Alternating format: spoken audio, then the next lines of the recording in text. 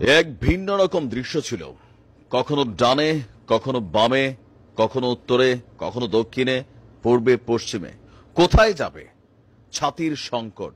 একই সাথে তিনটি দেশ থেকে একযোগে বীররা ঝাঁপিয়ে পড়েছে। ছেদ হয়ে যাচ্ছে নিরাপত্তা সিস্টেম, বাজছে সাইরেন, শত শত মানুষের ভিড়, আর প্রধানমন্ত্রীকে দিচ্ছে ফুটফুটে সুন্দর টাইপের কথাবার্তা উপহার। দর্শক, এই মুহূর্তে যখন আমরা নিউজ করছি, চরম উদ্বেগ উৎকণ্ঠায় দিন কাটছে ইসলির জাতির এবং সেনাবাহিনীও টেনশনে আছে যে কোন দিক থেকে ঘটনা ঘটে। গেল কয়েক ঘন্টা আগে আপনার একই সাথে তিনটি দেশ থেকে 140টি পতাকা গুনে গুনে পাঠানো হয়েছে ইসলির ভূমিতে।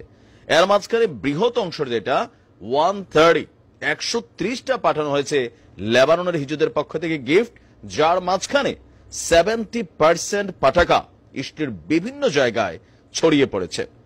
যখন এদিকে তারা ব্যস্ত, টিম বি ইরাক থেকে শুরু করে দিয়েছে অভিযান। এরপরে শুরু হয়েছে টিম সি, কিন্তু who is the team C এটা এখনো আইডেন্টিফাই করা যায় নাই। কি এক রহস্যময় খেলা হয়েছে।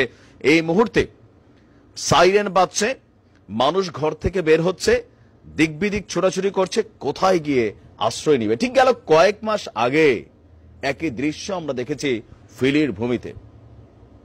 মানুষ দিক বিদিক ঠিক কিয়ামতের মাঠের মতোই ছোটাছুটি করছিল। আকাশ থেকে হামলা হচ্ছে, জমিন থেকে হামলা হচ্ছে। ঠিক আজকে একই দৃশ্য আমরা ওই দেশে দেখতে পাইছি। এটা কানের শান্তি, আপাতত দেখাইতে তো পারি না ফুটেজ। আপনার ইসলির সামরিক বাহিনী বলছে লেবানন থেকে উত্তর ইসলিতে 130টিরও বেশি পতাকা ঢুকিয়ে দিয়েছে আমাদের হিজবীররা।